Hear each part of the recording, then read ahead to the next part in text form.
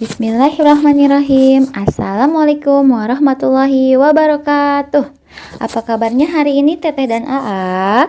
Semoga Teteh dan Aa selalu dalam keadaan sehat ya. Oke, hari ini Ibu akan menjelaskan tema 6 muatan matematika, yaitu tentang kesetaraan satuan berat. Tapi sebelum membahas kesetaraan satuan berat, Ibu akan mengulang kembali materi minggu yang lalu. Nah, di sini Ibu akan menjelaskan tentang alat ukur berat. Nih, alat untuk mengukur berat itu disebutnya timbangan. Coba, ada berapa jenis timbangan? Masih ingat tidak? Yuk kita pelajari lagi. Oke, di sini ada jenis-jenis timbangan. Pertama ada timbangan kue, kedua ada timbangan bebek, ketiga ada timbangan digital, dan keempat ada timbangan duduk.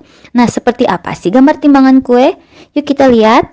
Nah, ini yang disebut dengan timbangan kue. Biasanya timbangan kue ini selalu dipakai oleh ibu rumah tangga untuk kebutuhan di rumah. Lalu, timbangan bebek itu seperti apa, Bu? Nih, coba kita perhatikan gambar timbangan bebek ini.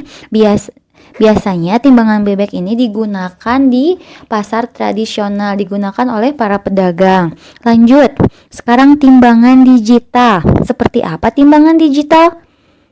Nah, ini adalah timbangan digital. Biasanya timbangan digital ini digunakan di supermarket.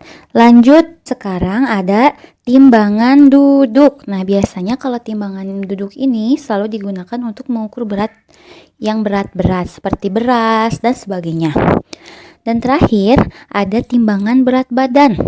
Nah, kalau kita ingin mengukur berat badan kita harus menggunakan timbangan ini. Sudah ingat Teteh dan Aa?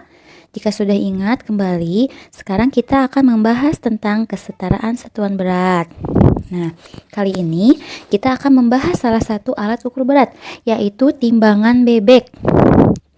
Biasanya timbangan bebek ini selalu digunakan di pasar. Untuk lebih jelasnya, yuk kita perhatikan gambar di bawah ini.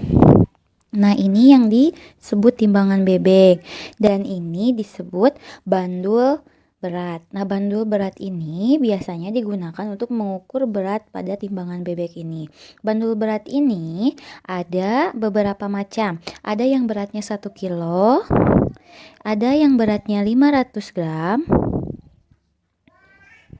ada yang beratnya 200 gram, ada yang beratnya 100 gram, dan ada beratnya yang 50 gram.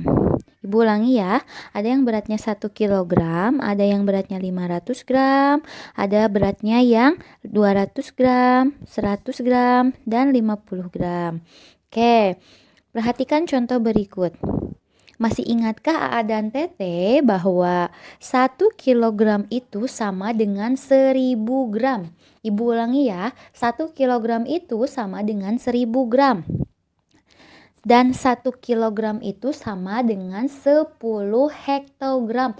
Jadi kalau gram itu 1 kilonya 1000 gram, tapi kalau hektogram itu 10 hektogram. Dan 1 hektogram itu sama dengan 100 gram. Yuk kita perhatikan bandul di bawah ini. Bandul berat ini ada 1 kilogram. Teteh Aa harus ingat, kira-kira kalau 1 kilogram itu berapa gram? Nah, di sini ada bandul 500 gram. Kira-kira bandul 500 gram ini butuh berapa biji ya kalau beratnya 1 kilo? Nah, kalau beratnya 1 kilo, maka bandul ini butuh 2 bandul berat. Karena satu beratnya 500 gram. Jadi kalau 2 bandul ini ditambahkan 500 gram, ditambah 500 gram sama dengan 1000 gram. Nah, harus ingat tadi bahwa 1000 gram itu menjadi 1 kilo. Paham tidak Teteh dan Aa? Nah, di sini Ibu sediakan soal cerita. Perhatikan ya. Ayah membeli 3 kilo jeruk dan 20 hektogram anggur. Berapa hektogram jumlah buah yang dibeli ayah? Nah, jawabannya jumlah buah yang dibeli itu 3 kilo ditambah 20 hektogram. Harus kita jumlahkan dulu. 3 kilo itu berapa hektogram? Nah, 3 kilo itu menjadi 30 hektogram karena tadi 1 kilo itu sama dengan 10 hektogram. Jadi kalau 3 kilo menjadi 30 hektogram. Sekarang diturunkan lagi yang 20-nya. Jadi 30 hektogram ditambah 20 hektogram. 3 ditambah 2 berapa? 3 ditambah 2 itu 5. Jadi totalnya jumlah buah yang dibeli ayah itu sama dengan 50 hektogram. Paham tidak Teteh? Nah, jika sudah paham, Ibu ada tantangan untuk Teteh dan AA, yaitu kerjakan Bupena 2C halaman 160, muatan matematika nomor 1 sampai 5 ya. Boleh dikerjakan langsung di Bupenanya. Nah, Teteh AA, karena ada kesalahan di pencetakan soal, maka pilihan gandanya yang A diganti ya menjadi 2000 gram. Bukan 200 tapi 2000 gram. Oke, paham tidak TTA? Jika paham, selamat belajar ya. Semoga Allah selalu mudahkan selalu.